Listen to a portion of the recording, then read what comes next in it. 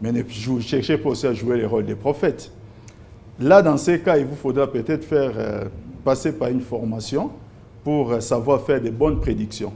2 ans après, c'est en tout cas, les prophètes proposent des schémas. Après, il y a des prophètes à la majorité, comme les deux parlements. 2 ans après, je n'ai pas envie d'être prophète. Laurent, j'ai la parole. 2 ans après, c'est exactement 2 ans avant.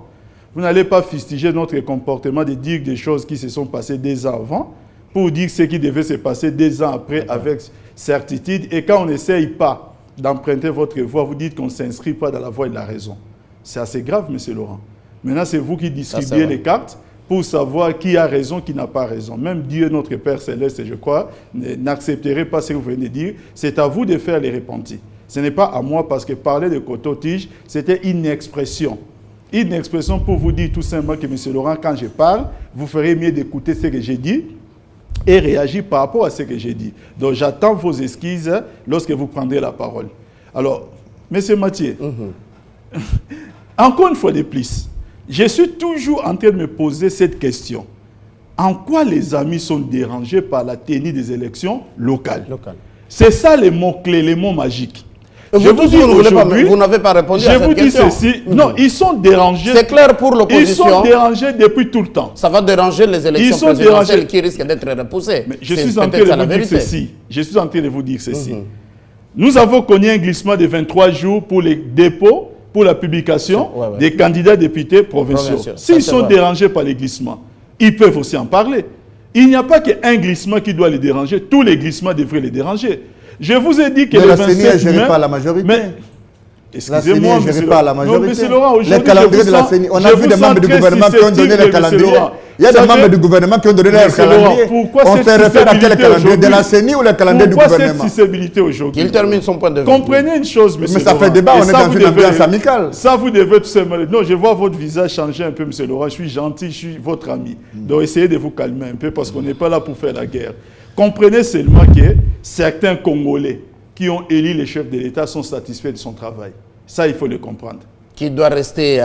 J'ai seulement dit, ne faites pas des insinuations. Ok, d'accord. Ne me faites pas des insinuations. Et ce n'est même pas le rôle d'un journaliste de faire des insinuations. Les Américains ont été satisfaits du travail de Bill Clinton, il n'est quand même pas resté. Mais je peux vous le dire au passage, si je peux me permettre une fois, Bill Clinton en 2010, il est passé sur CNN.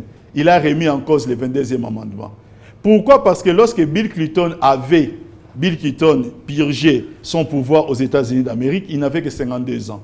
52 ans, il avait encore beaucoup d'expérience et de l'énergie à transmettre à son pays. Et il avait dit publiquement, c'est CNN.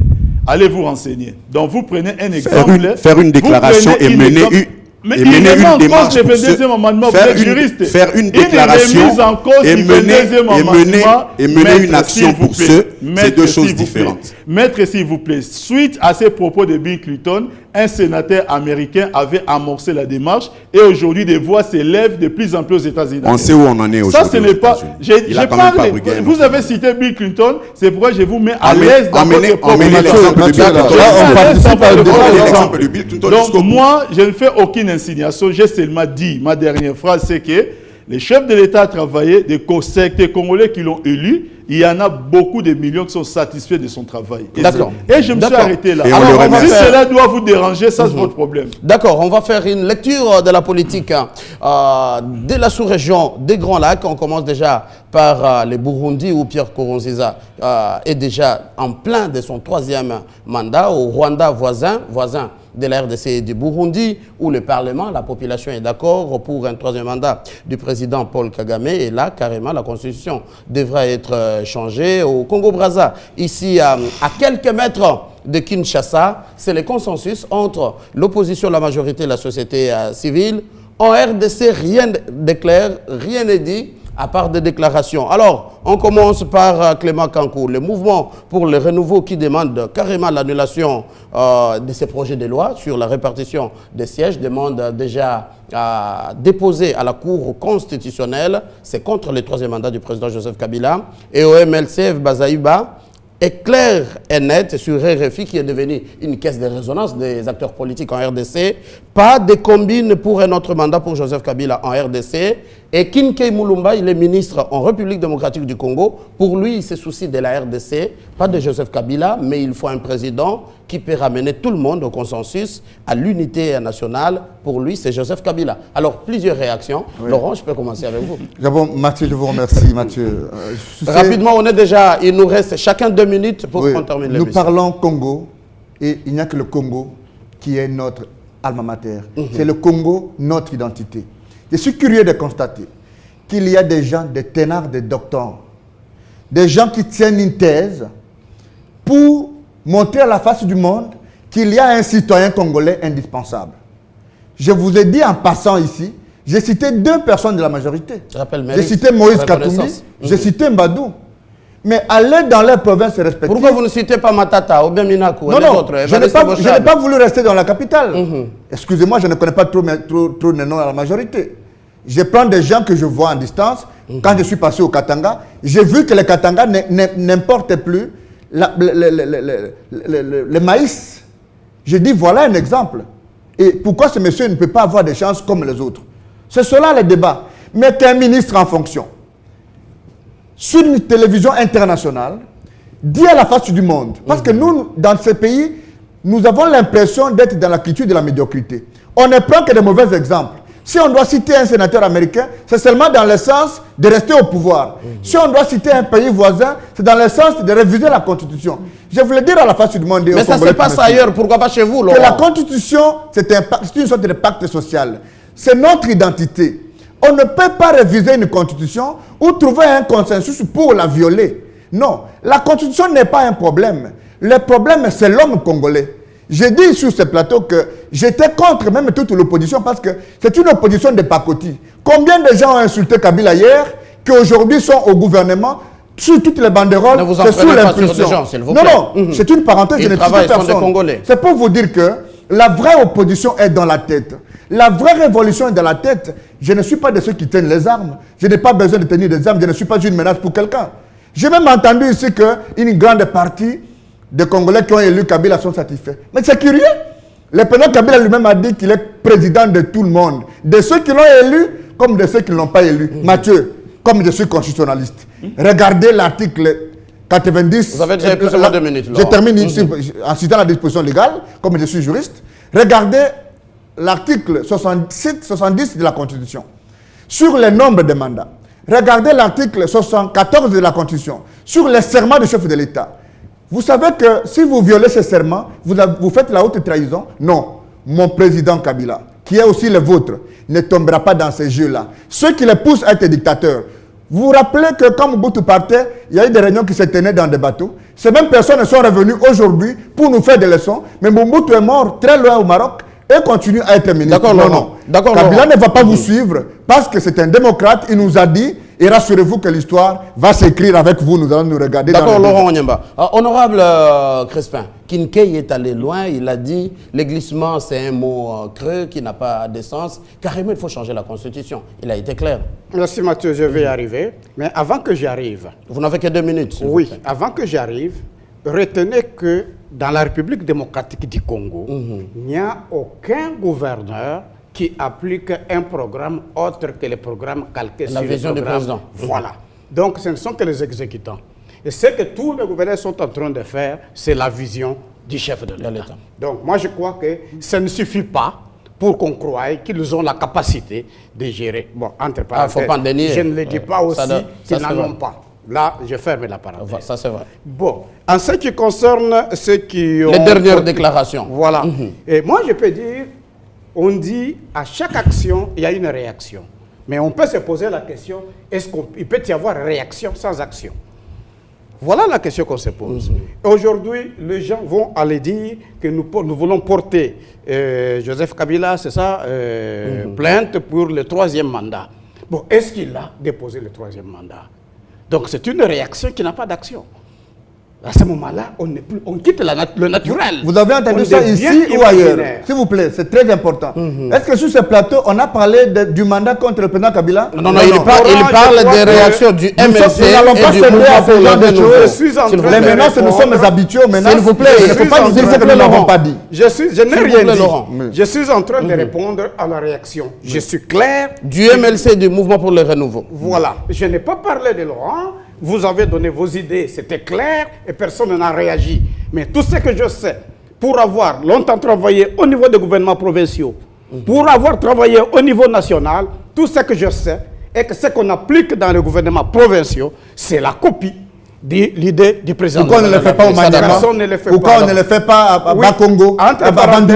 Ce sont ces éléments-là qui permettent, ce sont ces éléments-là qui permettent la cotation. Ce sont ces éléments-là, cette question-là, c'est ce qui permet la cotation des différents gouvernements. Honorable, votre Kassai est antidéterminé dans les ravins. Pourquoi on ne construit pas? Je réponds et je suis très bien disposé pour parler du Kassai. Quel est le bilan? Vous avez été ministre provincial. Quel est le bilan du Kassai oriental? J'en parle. Je crois que Mathieu, vous avez convoqué une émission pour qu'on parle du bilan. S'il vous plaît, le bilan de province, c'est pas ici. Je suis très bien disposé. Ministre provincial je suis très bien disposé dans le Kassai oriental. Donc, je suis partant, j'attends ce débat. Un autre débat, on va organiser. Alors, non, je n'ai pas fini. 30 secondes, rapidement. Je n'ai pas fini. En ce qui concerne la réaction du ministre Kinkei, cette réaction il n'est pas porte-parole du gouvernement. Il a donné son point de vue. Nous sommes dans une démocratie. Vous n'empêcherez à personne de réagir. Chacun peut réagir de sa manière, mais nous sommes dans la démocratie. On ne veut pas commencer à débattre là-dessus, sur le point de vue de quelqu'un. Et quand F. Bazaïba dit au nom du MLC, pas de combine pour un autre mandat pour Joseph Kabila, que direz-vous? C'est son souhait aussi. Elle a parlé. Elle a parlé, mais curieusement, est-ce qu'elle a trouvé les combines? C'est ce que j'appelle réaction sans action. Est-ce qu'une réaction sans action est-elle naturelle? Point d'interrogation. D'accord, honorable Crispin Goy. Alors, Nicolas Lenga, rapidement, en 2 minutes. J'ai mes 2 minutes. Voilà. J'aimerais ici rappeler que la RDC, mon pays, a eu son indépendance en 1960. Au nom de cela, nous ne pouvons pas calquer l'exemple du Burundi, du Congo-Brazza ou du Rwanda en matière de mandat, etc. Ça, c'est de 1. Mais de 2, notre constitution est un pacte social, mais un pacte républicain aussi. Si nous voulons laisser quelque chose à nos enfants, à ceux qui viendront après nous, apprenons à respecter la constitution pour la faire respecter par les générations qui viennent plus tard. Parlons de la réaction de M. Kinkei. J'entends ici dire que c'est son point de vue. Je suis bien d'accord, nous sommes en démocratie. Ça, c'est vrai. Comme Némoine Dansé avait donné son point de vue. Exactement, ça va de pair. Au-delà d'être des réactions et des points de vue, c'est des sacrilèges. Parce qu'au nom de la démocratie, on n'a pas le droit d'hypothéquer le pays ou de l'entraîner dans un chaos. Nous sommes à peu près 80 millions d'habitants au Congo. Ce serait une insulte pour les Congolais que nous sommes, une insulte pour le Congolais que je suis, que de nous dire que 80 millions moins une personne qui est le chef de l'État, tous, nous ne valons rien et que personne ne peut briguer ce mandat-là. C'est pas ce qu'il a dit. Ça, c'est une insulte, c'est ce que j'ai compris. C'est une insulte et c'est même un sacrilège. Maintenant, au-delà de ça, j'aimerais que le Congo comprenne, sache que maintenant, nous demandons à la majorité de se préparer pour sortir un candidat autre que Joseph Kabila. Ce serait être responsable parce que puisque gouverner, c'est prévoir, il devrait prévoir dans ce sens-là. Je vais finir en disant ce que j'aimerais un peu répondre à ce que le député vient de dire ici, en parlant de réaction sans action. Non, non. Ça s'appelle de l'anticipation. Ça s'appelle de la prévision. On peut voir le mal de loin et maintenant prendre des dispositions. On ne peut pas avoir une réaction sans action. Même par définition, c'est absurde. D'accord, Nicolas Lenga, vous êtes porte-parole de l'envoi du parti de l'opposition. Alors, Papi Tamba, oui, on termine avec vous, rapidement. Merci, M. Mathieu. Vous savez, permettez-moi de citer ici le général de Gaulle. Lorsqu'il fallait passer la 4e vers la 5e République en France, il avait déclaré, en citant les sages Solon, que les Grecs, à l'époque, jadis, demandaient aux sages Solon quelle est la meilleure constitution au monde. Ils ont répondu que dites-moi d'abord pour quel peuple et à quelle époque. Ça fait que de là-bas, ils sont passés de la 4e vers la 5e République en changeant la 15e constitution de la France en 226 ans. Si cela est vrai en France, je pense que ça peut aussi être vrai au pays parce que la France peut être un modèle, ne serait-ce que par rapport aux propos de nos amis. Maintenant, moi, je suis en train de dire que lorsque nous parlons de la Constitution, il faut parler de l'esprit et parler de la lettre. Très bien. Les deux doivent aller ensemble. Là, nous sommes il s'avère, M. Mathieu, qu'aujourd'hui, la lettre et l'esprit, par rapport à notre constitution ne colle plus. Si plusieurs dispositions. Ça, c'est de 1. Pour finir, Et on attendait les Français ne sont pas... On attendait qu'aujourd'hui, pour venir voir qu'il n'y a pas l'esprit à la lettre de la Constitution. J'ai dit que ça ne colle pas. Ça ne colle plus. Et c'est les Français ne sont pas gênés d'appeler Général de Gaulle comme ils pouvaient l'appeler, comme les Chinois pouvaient aussi appeler Mao, les Indiens, Gandhi. Mais il faut mettre un point. Il y a des gens qui ont accompli des rôles dans l'histoire de leur pays. Mais quand je dis... Lumumba n'est plus, mais le Congo existe. S'il vous plaît, mais attendez. On termine l'émission. Papi Tamba, on a déjà compris l'idée. C'est possible de changer une constitution comme on en a changé en France et dans d'autres pays. Papi Tamba, si la vous êtes du PPRD, Laurent Onyema, vous êtes acteur politique indépendant, juriste, Nicolas Nenga, vous êtes de l'opposition, porte-parole de l'Envol, député Crispin Ngoy, député de la majorité, merci d'être venu, merci d'avoir animé ces débats et surtout merci à vous qui êtes en train de nous suivre. Très bonne continuation sur votre chaîne.